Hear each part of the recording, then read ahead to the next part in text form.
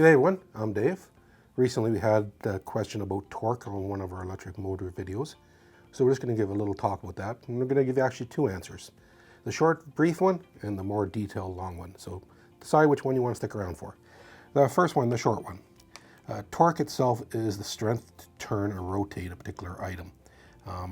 So basically if you think about a torque wrench, which is a wrench that allows you to put a certain amount of force on a nut to tighten it down.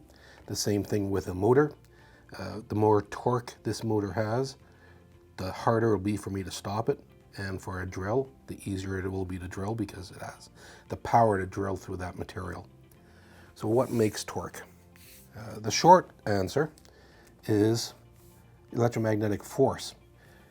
When we have two magnets that are relatively strong, as these two are, you can tell there's a fair bit of force pulling those together. The ones in our motor that we use for our video is this one here and this one. They do pull together, but very, very little. So there's very little force. What that means is there's very little force on the armature, which means there's very little force turning that, and it means it's very easy to stop it. The more force you have, the more magnetic force that you're creating, the harder it is going to be to turn that. And in essence, what you're doing is you're creating more torque. So the question is, of course, how do you develop more torque? Develop more torque in an electric motor. We increase the power of the magnets on the outside, and we increase the power of the magnets on the inside. To do the inside, all we have to do is increase those windings. The more windings we put in there, the more magnetic force is created.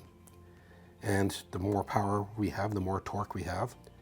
We can replace these outside magnets with even more powerful magnets, or what most electric drills do is, these are actually electromagnets as well. So there's a coil running around the outside of the motor, and it creates your magnetism force on the outside, one on the inside. And between the two of them, you have the power or the torque that you need to spin your drill or whatever tool that you're currently playing with. So we looked at our last motor here, and as we already seen, these magnets are quite weak. And we actually see right on here, it's actually written 3 volts to 6 volts. These batteries are typically 1.5 each, so this is 3 volts. If I put the 3 on here, which we did for our video, it really would not spin it. We have to go 3 batteries. It's just not enough power, not enough torque at 3. So this one though, because we've got stronger magnets, we're going to use the exact same voltage. We're going to use 2 batteries. And because we have stronger magnetics, and there's even more windings here, as we hit the power onto this,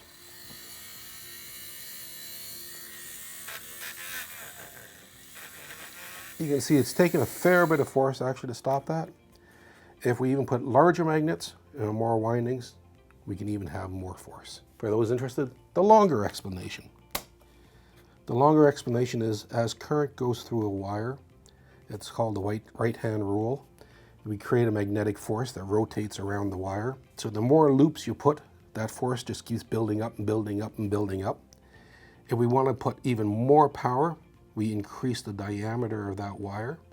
The bigger the diameter, the more current we can put in there. The more current, the more that rotating magnetic force. And we put it large enough, we can create a super magnet, both on the inside, on the outside, and have massive torque.